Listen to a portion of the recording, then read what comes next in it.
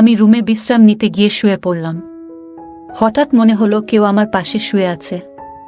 চোখ খুলতেই দেখি শ্বশুর আমার পাশে শুয়ে আছেন। তাকে দেখে আমি হতবাক হয়ে গেলাম। শ্বশুর আবার ভুলে গেলেন যে আমি তার বউ নই, আমি তার ছেলের বউ। আমি তাড়াতাড়ি নিজেকে মুক্ত করে বললাম, আমি আম্মু জি নই। কিন্তু তিনি নিজের আবেগে মগ্ন ছিলেন। এত বয়সে এসে তার এই উত্তেজনা দেখে আমি হতবাক হয়ে গেলাম। তারপর তিনি আমার হাত ধরে টেনে নিলেন। তারপর শ্বশুর বললেন, আমি তোমার সৌন্দর্য দেখে মুগ্ধ হয়েছি। বুঝলাম তিনি ভুলে গেছেন তিনি কার সাথে আছেন। তারপর আমার সাথে যা হলো তা কখনো কল্পনায় করতে পারিনি। আমার নাম লায়লা। আমি অনেক সুন্দর দেখতে, শরীরের গঠন আর নাই বা বললাম। একটু স্বাস্থ্যবান হওয়ায় আমাকে নাকি আরো বেশি সুন্দর লাগে, এটা সবাই বলতো।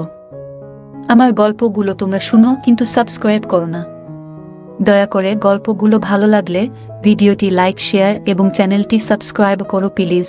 আমার স্বামী বাইরে কাজ করতেন এবং বাড়ি ফিরে বিশ্রাম নিতেন। গত কয়েকদিন ধরে গৃহস্থালির কাজের চাপে আমি খুব ক্লান্ত ছিলাম। আমরা নববিবাহিত আর আমার স্বামী সদ্য চাকরি পেয়েছেন। তিনি আমাকে তার সাথে বাইরে থাকার জন্য নিয়ে যেতে চেয়েছিলেন, কিন্তু বিয়ের খরচের কারণে আমি তাকে বলেছিলাম স্থায়ী হওয়ার পরে যেন আমাকে নিয়ে যায়। আমার স্বামী কাজে চলে যাওয়ায় আমাদের পরিবারও তাকে ছেড়ে চলে যেতে হয়েছিল। শ্বশুরবাড়ির সবাই অন্য শহরে থাকতেন। এই বাড়িটি আমার স্বামীর নামে ছিল এবং আমাদের বিয়ের পর আমরা এটি কিনেছিলাম। বিয়ের এক সপ্তাহ পরে শ্বশুর শাশুড়ি আমাদের বাড়ি ছেড়ে চলে যান। আজ আমার স্বামী বাইরে আর আমি একা। তিনি তার বাবা মাকে আমাদের বাড়িতে রেখেছিলেন যাতে তারা আমার সাথে থাকতে পারে। ক্লান্ত হয়ে রেল স্টেশন থেকে ফিরে আমি রুমে বিশ্রাম নিতে গিয়ে শুয়ে পড়লাম। হঠাৎ মনে হলো কেউ আমার পাশে শুয়ে আছে। আমার আতঙ্কে চোখ খুলতেই দেখি শ্বশুর আমার পাশে শুয়ে আছেন। তাকে দেখে আমি হতবাক হয়ে গেলাম। তার উপস্থিতি আমার কাছে অদ্ভুত মনে হলো, কিন্তু তিনি স্বাভাবিকভাবেই বললেন, সুমনা, তুমি খুব ক্লান্ত, আরামে ঘুমাও। আমি তাড়াতাড়ি বললাম, বাবা, আমি সুমনা নই, আমি লয়লা, আপনার ছেলে রিপনের বউ। তাড়াতাড়ি দরজার কাছে গিয়ে আওয়াজ করতে লাগলাম। শ্বশুরবাড়িতে শ্বশুরের এভাবে আসাটা খুব অদ্ভুত লাগছিল। হঠাৎ আমার শাশুড়ি ঘরে ঢুকে জানতে চাইলেন, তোমার শ্বশুর এখানে কি করছেন? তারপর বিব্রত হয়ে বললেন, তোমার শ্বশুর স্মৃতিভ্রংশে ভুগছেন, তাই হয়তো ভুল করে এখানে এসেছেন। আমি তখনই স্বস্তি পেলাম। শ্বশুরের ভুল বোঝার কারণে এই ঘটনা ঘটেছে, যা আমার কাছে ভয়ানক ছিল। এটি অন্যায় ছিল, কিন্তু আমার শ্বশুর স্মৃতিভ্রষ্টতার কারণে ভুল করে আমার রুমে এসেছিলেন। আমি দরজা বন্ধ করিনি, কারণ আমরা দুজনেই এই বাড়িতে একা থাকতাম। আমি আবার শুয়ে পড়লাম, কিন্তু ঘুমাতে পারছিলাম না। আমার স্বামী এখন বাইরে থাকে, তাই আমাকে শ্বশুর শাশুড়ির সাথে থাকতে হয়।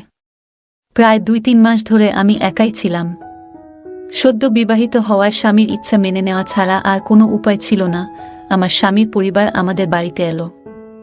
আমার শ্বশুর স্মৃতিভ্রষ্ট ছিলেন, যা আমাকে চিন্তিত করেছিল। এতদিন আমি জানতাম না, কিন্তু এখন বুঝতে পারলাম তার সাথে থাকা কঠিন হবে। বিয়ের পর পুরো 1 সপ্তাহ শ্বশুর শাশুড়ি আমাদের বাড়িতে ছিলেন। সেই সময় শ্বশুরের অসুস্থতার কোনো লক্ষণ দেখিনি, কিন্তু স্বামী চলে যাওয়ার পর তার স্মৃতিভ্রষ্টতা প্রকাশ পেল। এ অবস্থায় তার যত্ন নেওয়া কঠিন হবে। সারা রাত এভাবে ভাবতে ভাবতে সকালে রান্নাঘরে গেলাম নাস্তা করতে। তখনই শ্বশুর এসে হাত জোট করে দাঁড়ালেন।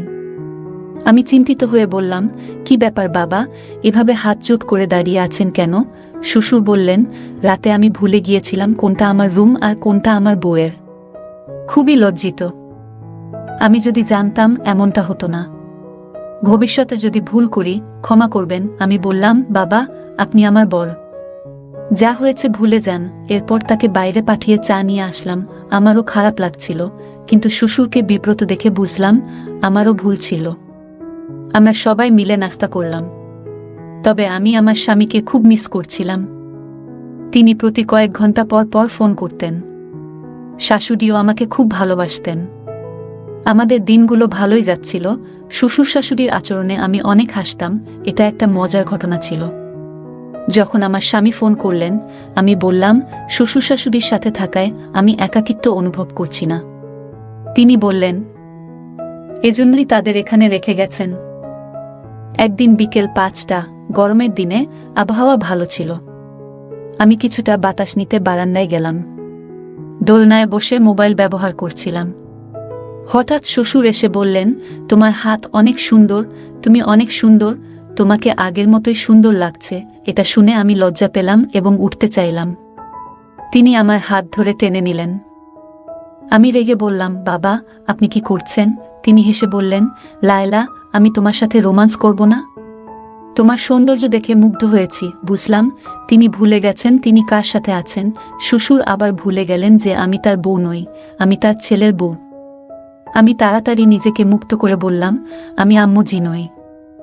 কিন্তু তিনি নিজের আবেগে মগ্ন ছিলেন। এত বয়সে এসে তার এই উত্তেজনা দেখে আমি হতবাক হয়ে গেলাম। এই সময় মা ঠান্ডা হাওয়া খেতে খেতে বারান্দায় এসে জিজ্ঞেস করলেন, কি ব্যাপার, কোনো সমস্যা আছে? আমি উত্তর দেওয়ার আগেই মা শ্বশুরের হাত ধরে তাকে ছাদ থেকে নামিয়ে নিলেন। তিনি বললেন, শ্বশুরের দিনে কয়েকবার এমন খিঁচুনি হয়। পরের দিন রিপন ফোন করল। আমি তাকে বিষয়টি বলতে চাইলাম, কিন্তু মা এসে বললেন, তুমি তোমার বাবার কর্মকাণ্ডের কথা বলো। শ্বশুর জানতেন যে আমার স্বামী প্রতিদিন সন্ধ্যা 4টায় ফোন করে। শ্বশুর মোবাইল নিয়ে আসলেন এবং রিপনের সাথে কথা বলার সময় তাকে কথোপকথনে জড়িয়ে ফেললেন। অনেকক্ষণ পর যখন শ্বশুর ফিরলেন, তখন আমি রিপনের সাথে কথা বলার সুযোগ পেলাম না। মা বললেন, কেন কল কেটে দিল? এরপর বললেন, রিপনের একটি গুরুত্বপূর্ণ মিটিং আছে, রাতে ফোন করবে, তখন কথা বলো। সারা রাত অপেক্ষা করেও রিপনের কল পেলাম না। আমার শাশুড়ি পাশে বসে টিভি দেখছিলেন। তিনি বললেন, বৌমা, তোমার বাবার কাজের সঙ্গে রিপন এর কোনো সম্পর্ক নেই। দয়া করে তাকে এ বিষয়ে কিছু বলো না, নইলে সে টেনশনে পড়ে যাবে। আমি সময় মতো ওষুধ দিচ্ছি, তোমার বাবা তাড়াতাড়ি সুস্থ হয়ে উঠবে। আমি বিভ্রান্ত হয়ে মায়ের দিকে তাকালাম। তিনি বললেন, আমরা অনেক বছর ধরে বড় ছেলে ও পুত্রবধূর সঙ্গে থাকছিলাম। ওরা আমাদের খুব কষ্ট দিত, তাই রিপন যখন আমাদের এখানে থাকতে বলল, আমরা খুশি হলাম। তোমার বাবা সিডি থেকে পরে গুরুতর চোট পেয়েছিলেন। এরপর থেকে আমাদের বড় ছেলে ও মেয়ের জামাই আমাদের বাড়ি থেকে বের করে দিতে চেয়েছিল। রিপন আমাদের তার বাড়িতে রাখার সিদ্ধান্ত নিয়েছে এবং তোমার বাবার ওষুধের খরচ বহন করছে। জামাই, তুমি একদম অন্যরকম। তোমার বাবার ওষুধের খরচ বহন করছে এবং এখন সে এখানে এসে আমাদের সাহায্য করেছে। এখানে বসবাস করে আমি স্বস্তি পাচ্ছি। আগে ভয় ছিল যে রিপন তার ইচ্ছামতো বিয়ে করে বর পুত্রবধূর মতো কাউকে নিয়ে আসবে, কিন্তু তোমার সঙ্গে থেকে এখন স্বস্তি পাই। ছেলেটাও ভালো আর মেয়ের ভালো, তাই রিপনকে কিছু বলবেন না, যেন চিন্তিত না হয়। তোমার বাবার অবস্থা আগের থেকে ভালো, কিন্তু রিপন তার বাবা মায়ের প্রতি খুব সদয়। তিনি আমাদের সমস্যার সমাধানের জন্য আমাদেরকে তার বাড়িতে নিয়ে এসেছেন। যদি বলো তোমার বাবার খিঁচুনি আছে, রিপন কষ্ট পাবে এবং হয়রানি করবে। আমাদের সে ছাড়া আর কোনো সাপোর্ট নেই। আমরা ছোট ছেলের বাড়ি থেকে বের হলে কোথায় যাব? শ্বশুর শাশুড়িকে এই বৃদ্ধ বয়সে কোথায় নিয়ে যাব? মায়ের কথা শুনে মন ভেঙে যায়। বড় ছেলে ও পুত্রবধূর অবহেলার কারণে শ্বশুর শাশুড়ি তাদের বাড়ি ছেড়ে চলে এলেন। আমি শ্বশুর শাশুড়ির কষ্ট বুঝি, কারণ আমার বাবা মাও চলে গেছেন। রিপন এর বাবা মায়ের প্রতি ভালোবাসা দেখে খুব খুশি হই। শ্বশুরের নানা কাজ আমাকে দুশ্চিন্তায় ফেলত। কখনো তিনি আমার কাছে আসতেন, কখনো কোলে নিয়ে যেতেন, কখনো প্রশংসা করতেন, যা আপত্তিকর মনে হতো। তিনি আমাকে নিবিড়ভাবে তাকিয়ে দেখতেন, আমার ঘরে প্রবেশ করার চেষ্টা করতেন আর আমাকে তার স্ত্রী মনে করে অদ্ভুত কাজ করতেন। মাও আমাকে নিষেধ করলেন, তাই আমি মাকে জিজ্ঞেস করলাম, বাবাজি কি ওষুধ খাবেন? পাপাজির স্মৃতিভ্রংশতা বেড়েই চলেছে। সবচেয়ে কষ্টের বিষয় ছিল শ্বশুরমশাই শুধু তার স্ত্রীর ব্যাপারে ভুলে যেতেন, বাকি সবকিছু মনে রাখতেন। অনেক সময় ইচ্ছাকৃতভাবে তার ব্যক্তিগত জিনিস লুকিয়ে রাখতাম, কিন্তু তুচ্ছ জিনিসও তিনি মনে রাখতেন। তিনি শুধু আম্মুকে ভুলে যেতেন, আমাকে মা ভাবতেন না। মনে হতো তিনি স্মৃতিভ্রষ্টতায় ভুগছেন না। যদি ইচ্ছাকৃতভাবে করতেন তবে তাকে সহ্য করতাম না। স্বামীর চলে যাওয়ার পরে 3 মাস অনেক কষ্টে শ্বশুর শাশুড়ির সাথে কাটিয়েছি। রুমের দরজা বন্ধ করে ঘুমাতাম এবং সারাদিন মুখোমুখি না হওয়ার চেষ্টা করতাম। একদিন দুপুরে দরজায় তালা লাগাতে দেখলাম দরজাটা ভাঙা। চিন্তিত হলাম, কারণ সকাল পর্যন্ত দরজার তালা ঠিক ছিল। বিকালে ঘুমানোর সময়ও আমি সবসময় রুমের তালা লাগিয়ে রাখতাম, কিন্তু আজ তালাটা নষ্ট হয়ে গেছে। কোনোভাবে দরজাটা ঠিকমতো বন্ধ করেছিলাম। রাতে ঘুমাতে গেলাম, কিন্তু দরজা খোলা থাকায় ঘুমাতে পারছিলাম না। রাত 3টায় ঘুমিয়ে পড়লাম। সকাল 6টায় ঘুম ভাঙল। অবাক হয়ে দেখলাম আমার স্বামীর বদলে শ্বশুর আমার বিছানায়। আমি শ্বশুরকে জাগালাম, কিন্তু তিনি আমাকে সুন্না বলে ডাকতে লাগলেন এবং আমাকে জড়িয়ে ধরার চেষ্টা করলেন। আমি নিজেকে মুক্ত করার চেষ্টা করছিলাম। তখন সকাল 6:05, স্বামী রিপন হঠাৎ 3 মাস পর ঘরে ঢুকে পড়লেন। আমি নাইট ড্রেস পরা ছিলাম, শ্বশুরও রুমে ছিলেন। রিপন আমার মুখে জোরে থাপ্পড় মারলেন এবং বললেন, আমি বিশ্বাস করতে পারছি না যে তুমি এমন কাজ করেছ। তার কথায় আমি হতভম্ব হয়ে পড়লাম। অশ্রু গড়িয়ে পড়ল। তাকে বোঝানোর চেষ্টা করলাম, এটা আমার দোষ নয়। বাবাজির স্মৃতিভ্রংশ আছে, তাই তিনি আমার রুমে এসেছেন। আমি তাকে সবকিছু সত্যি বললাম এবং বললাম মা ও বাবা উভয়ই আমাকে সমর্থন করবে। তখন অবস্থা ছিল যেমন আকাশ ভেঙে পড়ার মতো। বুঝতেই পারিনি যে দুজনেই এমন দ্রুত রং বদলাবে। তখন শাশুড়ি কাঁদতে দেখে বলেছিলেন, রিপন, আমি তো তোমাকে আগেই বলেছিলাম তোমার স্ত্রী চরিত্রহীন। ওর আচার ব্যবহার খুব খারাপ। আমি অনেকদিন ধরে তোমাকে বলছি যে তোমার স্ত্রী তোমার বাবাকে পটানোর চেষ্টা করছে, সে তোমাকে ছাড়া থাকতে পারছে না, তাই এমন করছে। শাশুড়ি মা আরও বলেন, ও তোমার বাবার নয়, তোমার স্ত্রীরই দোষ। এই মেয়েটা খারাপ। মা তখন কান্নায় ভেঙে পড়লেন, আর আমি তাকিয়ে দেখছিলাম কতটা সহজে মিথ্যা বলছে সে। শ্বশুর বলল, তোমার স্ত্রী আমাকে প্রলুব্ধ করেছে। বলল, আমার সাথে রাত কাটাবে না বললে তোমাকে আমাদের সম্পর্কে মিথ্যা বলবে এবং আমাদের এই বাড়ি থেকে বের করে দেবে। বাবা বললেন, আমি একজন সৎ মানুষ, আমি কখনো কোনো নারীর দিকে তাকাইনি। আমি এই বৃদ্ধ বয়সে এমন পাপ করতে পারি না। তোমার স্ত্রীর কথায় আমার কোনো বিশ্বাস নেই। রিপন এর মুখ রাগে লাল হয়ে গেল। সে কিছু না বলে আমার হাত ধরে বলল, তুমি আমার মা বাবাকে কষ্ট দিচ্ছ। তোমার লালসা পূরণ হচ্ছে না বলে আমার টার্গেট হয়ে গেছ। গত 2 মাস ধরে আম্মু আমাকে প্রতিদিন ফোন করে তোমার কিছু ছবিও পাঠিয়েছে, কিন্তু আমি আম্মুর কথা বিশ্বাস করিনি। আমার বিশ্বাস ভেঙে দিয়েছ। আজকে আমার সব ভুল ভেঙে গেল। মা বারবার বলার পরেও আমি যদি না আসতাম তাহলে কিছুই জানতাম না। আমি স্বামীর পায়ে ধরে বললাম, তুমি জানো তোমার বাবা স্মৃতিভ্রষ্টতায় ভুগছেন। তিনি সকালে এক শূন্যতা থেকে আমার রুমে আসেন, আমাকে মা মনে করেন। আজও তেমন কিছু হয়েছে। আমি জানি না মা তোমাকে কি বলেছে, কিন্তু বিশ্বাস করো, আমি চরিত্রহীন নই। তোমার বাবাকে আমি নিজের বাবার মতো দেখি, তার সাথে খারাপ কিছু করব কেন? রিপন বলল, আর কিছু শুনতে চাই না। সব শেষ। আমি বললাম, ভগবানের দোহাই, এসব বলো না, আমার সংসার ভেঙে যাবে। আমি মা বাবাকে অনুরোধ করেছি সত্যি বলার জন্য, কিন্তু কেউ কিছু বলল না। তিনি বললেন, আমি এমন কিছু করছি না। আমার স্বামীকে প্রতারণা করিনি। তোমার বাবার সাথে সম্পর্ক থাকা মানে আরও লোকের সাথেও সম্পর্ক থাকতে পারে। আমি কখনোই তোমাকে বোকা বানাইনি। আমার স্বামী বলল, তুমি বারবার বোকা বানানোর চেষ্টা করছো। আমি আর বোকা হব না। বাবার মিথ্যা কথা বলার রোগ নেই। রিপন চুপচাপ ছিল। তারপর বলল, তুমি এখান থেকে চলে যাও। স্বামী আমাকে ধাক্কা দিয়ে বাড়ি থেকে বের করল। আমি মাথা ঘুরে পড়ে গেলাম। জ্ঞান ফিরলে দেখি আমি হাসপাতালের বিছানায়। আমার বিধবা বোন পাশে বসেছিল। স্বামীর সাথে সুখ না পেয়ে বোনের দুঃখ ভাগ করে নিচ্ছিলাম। আমার বোন আমাকে বলল, তুমি কি করেছ? আমি বললাম, কিছু না। বোন বলল, আমি সব জানি। শ্বশুর শাশুড়ি তোমার বিরুদ্ধে ষড়যন্ত্র করেছে। তুমি কান্না থামাও, তারপর সব খুলে বলো। আমি সব খুলে বললাম আমার বোনকে। সব শুনে সে বলল, তুমি এতটা বোকা কেন হলে? এতদিন চুপ করে সহ্য করলে কেন? তোমার স্বামীকে বললে না কেন? তোমার শ্বশুরবাড়ির লোকেরা কেন এমনটা করছে? আমি জানতাম না কি করতে হবে।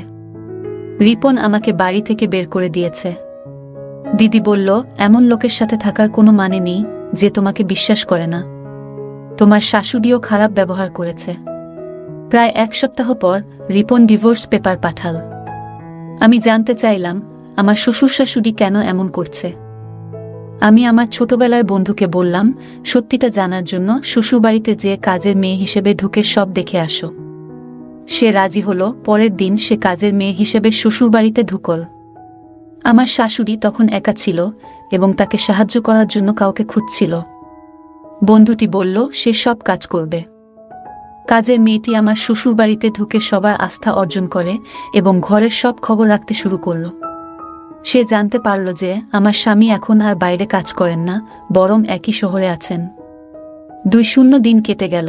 আর আমার বন্ধু সব শোনার পর শ্বশুরবাড়ির সব কথাবার্তা আমাকে জানাল। আমি বুঝতে পারলাম আমার সঙ্গে খারাপ আচরণের কারণ হলো আমার স্বামীর বড় ভাইয়ের বউয়ের কঠোর স্বভাব। শাশুড়ি বললেন বড় ছেলের স্ত্রী খুব খারাপ এবং লোভী ছিল, আর আমার শ্বশুর শাশুড়ির উপর অনেক অত্যাচার করেছে। শ্বশুর মশাই অনেক কিছু জানলেও তার ছেলে কিছু বলেনি। আমার স্বামী ছিল আলাদা। তিনি শহরে থাকতেন এবং নিজের উপার্জিত অর্থে আলাদা বাড়ি কিনেছিলেন। পরে বাইরে কাজ করতে গিয়েছিলেন। শ্বশুর মশাই যখন বুঝলেন যে ছোট ছেলে অনেক উন্নতি করেছে, তখন শ্বশুরবাড়ির লোকজনকে বললেন, কোনোভাবে আমার ছোট ছেলের বাড়িতে ঢুকে তার বউকে বের করে দাও, আর তারপর আমাদের সেখানে নিয়ে যাও। এভাবেই তারা আমার বিরুদ্ধে ষড়যন্ত্র শুরু করল। তারা আমাকে দোষারোপ করে সমাজে অপদস্থ করার পরিকল্পনা করল। তাদের লক্ষ্য ছিল আমার স্বামীকে প্রভাবিত করে বাড়িটি তাদের নামে করিয়ে নেওয়া। বড় ভাইয়ের বউ এবং ভগ্নিপতি খুব লোভী হয়ে পড়েছিল এবং তারা এই বাড়ি নিজেদের নিয়ন্ত্রণে নিতে চেয়েছিল। তবে তারা জানত না সম্পত্তি হস্তান্তর এত সহজ নয়। আমার দৃঢ় বিশ্বাস ছিল একদিন না একদিন তাদের সত্য প্রকাশ পাবে। শ্বশুর শাশুড়ি যা করছিলেন তা বড় ছেলের বউয়ের নির্দেশে হচ্ছিল। শ্বশুর শাশুড়ি ভয়ে ছিলেন, আর বড় বউ তার স্বামীকে এই পথে টেনে নিয়ে এসেছিলেন। এরপর শ্বশুর শাশুড়ি আমার বিরুদ্ধে নানা ষড়যন্ত্র শুরু করেন। তাদের উদ্দেশ্য ছিল আমাকে শারীরিক ও মানসিকভাবে দুর্বল করে ব্ল্যাকমেইল করা, যাতে বাড়ির কাগজপত্র তারা হাতিয়ে নিতে পারে। শ্বশুর মশাই প্রমাণ সংগ্রহ করছিলেন আমাকে ফাঁদে ফেলার জন্য।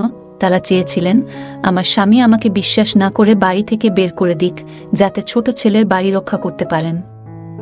শাশুড়ি আমার ভিডিও আমার স্বামীর কাছে পাঠিয়েছিলেন আমাকে অপদস্থ করতে। শেষে তারা আমার ভিডিও ব্যবহার করে আমাকে ব্ল্যাকমেইল করার চেষ্টা করল, কিন্তু আমার স্বামী সত্য জানতে পেরে তাদের ফাঁদে পা দেয়নি। সব বলে ছেলের বাড়ি বাঁচিয়েছে, কিন্তু এখন আমার স্বামীর প্রতি বিশ্বাস উঠে গেছে। আমি আর ফিরে যেতে চাই না। সত্য কখনো লুকিয়ে থাকে না। আমি জানি একদিন না একদিন আমার স্বামী এসে ক্ষমা চাইবে। আমার শ্বশুর শাশুড়ি সব শুনে কেঁদে বললেন, আমরা বড় ছেলের স্বার্থে ছোট ছেলের সঙ্গে অনেক অন্যায় করেছি। কিছুদিন পর আমার শ্বশুর তার ছেলে রিপনকে পুরো সত্য বললেন, কিভাবে বড় ভাই এবং তার বউ তাকে হয়রান করত। 1 মাস পর আমার স্বামী এসে ক্ষমা চাইল, যদিও আমাদের ডিভোর্স হয়ে গিয়েছিল। সে বলল, তোমার বোন যা বলেছিল তা সত্যি, তুমি আমাদের বাড়িতে ফেরত এসো। সম্পর্ক শেষ হয়ে গেছে, কারণ বাবা মা সবকিছু বলেছে। পুলিশও বড় ভাইকে গ্রেপ্তার করেছে। শ্বশুর শাশুড়িও পুলিশের কাছে পুরো সত্য বলেছে। আমার স্বামী বলল, প্লিজ লায়লা, আমার সঙ্গে এসো, তোমার নামে বাড়িটা লিখে দেব। শ্বশুর শাশুড়িও এসে ক্ষমা চাইলেন, কিন্তু আমি তাদের ক্ষমা করতে রাজি ছিলাম না। আমার বোন বলল, এখন ওরা বুঝে গেছে, আর ভুল করবে না। তোমার স্বামী তোমার নামে বাড়ি লিখে দিচ্ছে, এর চেয়ে বড় প্রমাণ আর কিছু হতে পারে না। চলো চুপচাপ ফিরে যাও। আমি বোনের কথায় রাজি হলাম। তার বড় ভাই আর তার বউ গ্রেপ্তার হলো এবং স্বামীও বাড়ি ছেড়ে চলে গেল। শ্বশুর শাশুড়ি এখন একাই থাকে। আমার স্বামী এখন একই শহরে কাজ করছেন।